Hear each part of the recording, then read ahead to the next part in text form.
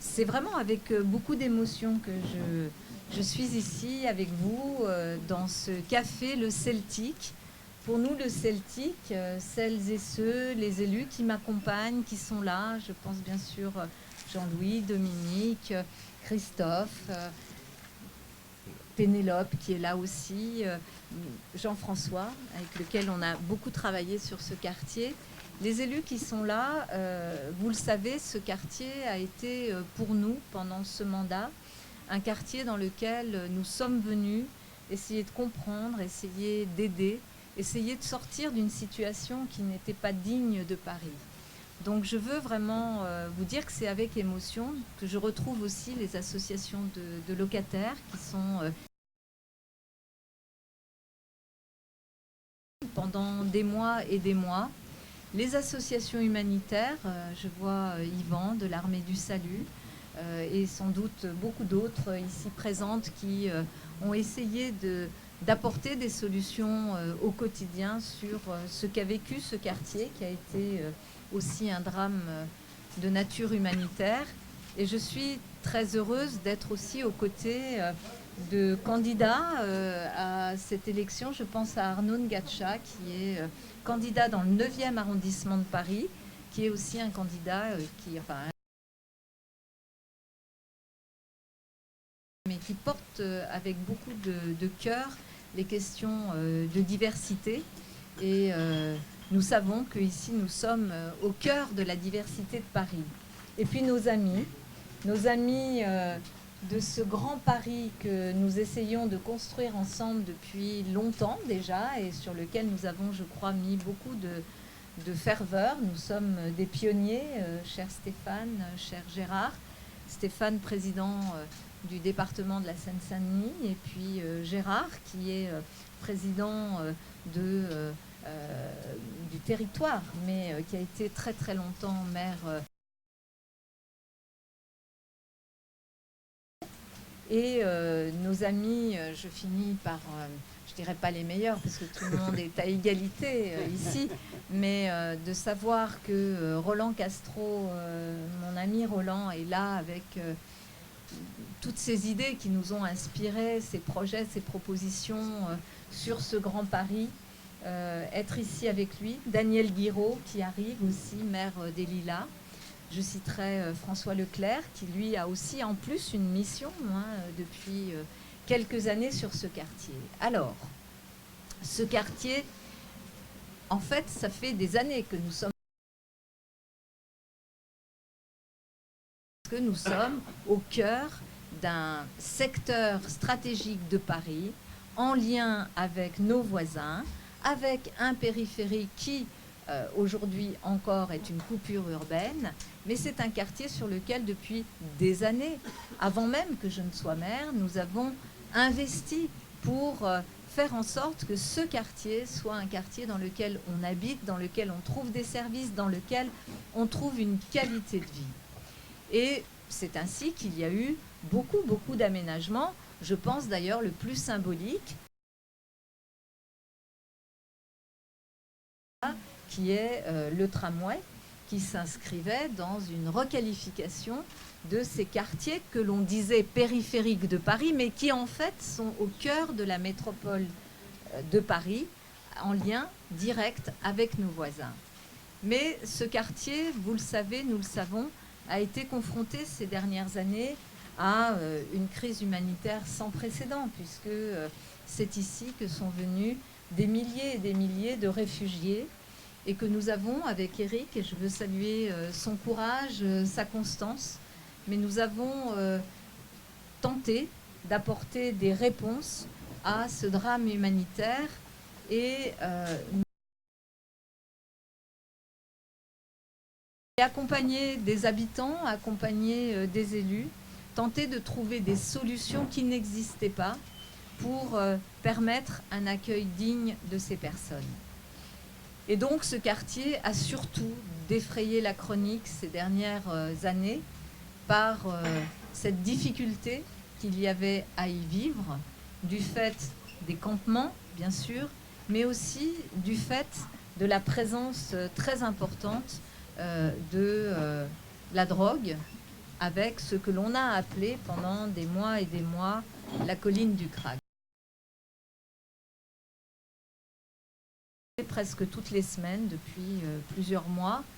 Évidemment que vivre à un endroit où on a peur pour ses enfants, où on a peur de sortir, à un endroit qui ne peut pas être tenu parce que l'usage de l'espace public déborde et qu'il y a une vraie situation de chaos, je l'ai qualifié de cette façon-là lorsque je venais des mois durant.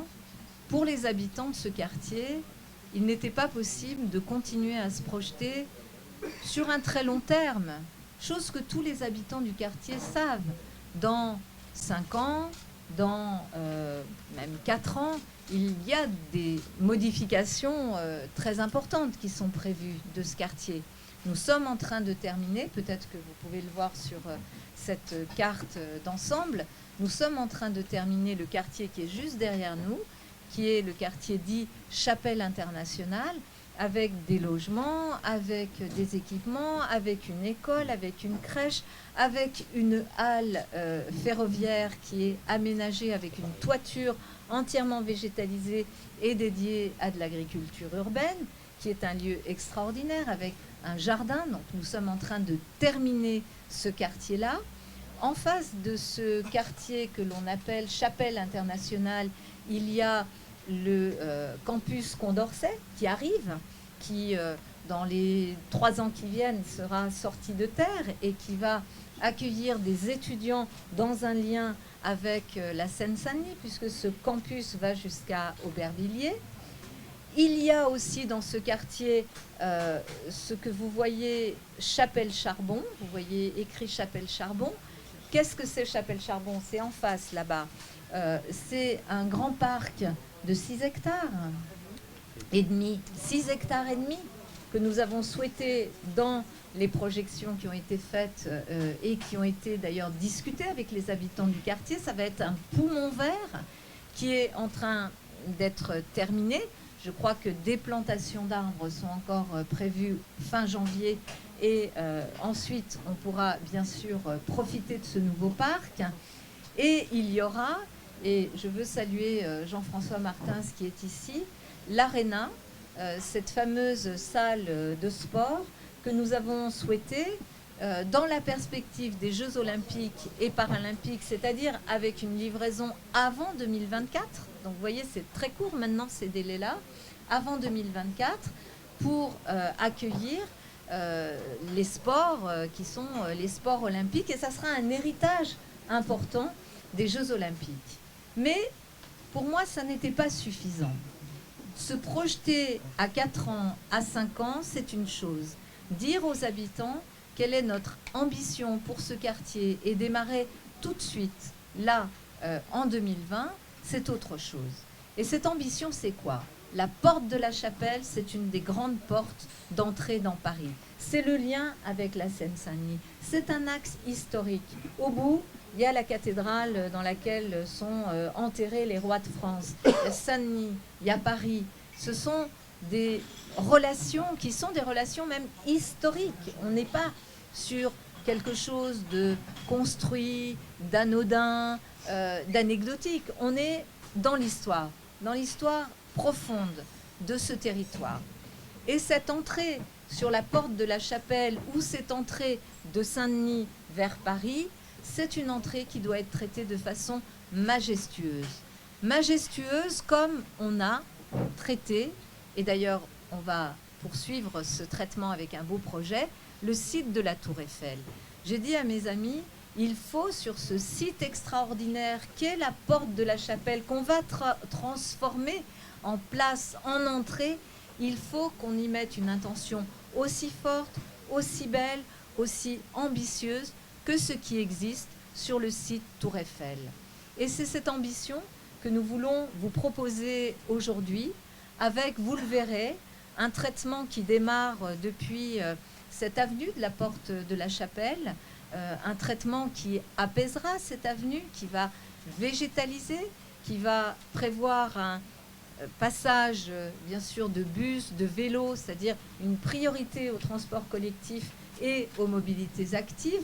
Il y aura bien sûr des passages pour les véhicules qui continueront sur cette avenue, mais un traitement avec une végétalisation, avec une intention très très forte de verdissement. Vous pouvez le voir ici, mais on va pouvoir vous la détailler dans un instant, avec un travail aussi sur les infrastructures, et ça va vous être détaillé, les bretelles, une des bretelles du périphérique qui va pouvoir être transformée avant 2024 en jardin suspendu belvédère. On va pouvoir vous le montrer et Jean-Louis va évidemment le détailler avec l'aide de Michel Zaoui. Et nous aurons sur ce quartier un lien qui va se faire entre ces différents sites sur lesquels il y a des évolutions, à savoir l'aréna avec la porte de la Chapelle, l'entrée sur Saint-Denis, le lien entre le Poumon Vert, Chapelle Charbon et le nouveau quartier qui est ici, Chapelle Internationale, et nous serons dans quelque chose de majestueux, de fort. Nous devons ça aux habitants. Moi, je suis très fière de ce quartier. Quand j'ai dit, et je le redis ici, que nous avons voulu travailler sur les liens avec nos voisins à partir notamment du périphérique en transformant les portes en place et que je voulais démarrer par la porte de la Chapelle, c'est parce que ce quartier-là est un quartier d'abord qui doit être magnifique et magnifié, et c'est ce que nous allons proposer, bien sûr avec une concertation, bien sûr avec les habitants impliqués, mais sur un temps qui n'est pas celui de 10 ans, qui est un temps raisonnable. D'ici 4 ans, une grande partie de ces aménagements devront être terminés puisque ce sera pour les Jeux Olympiques et Paralympiques. Et donc voilà pourquoi je suis émue et heureuse de céder la parole à Jean-Louis, Jean-Louis Messica, qui va vous expliquer ses intentions plus précisément. Et puis nous pourrons bien sûr échanger. Merci à vous.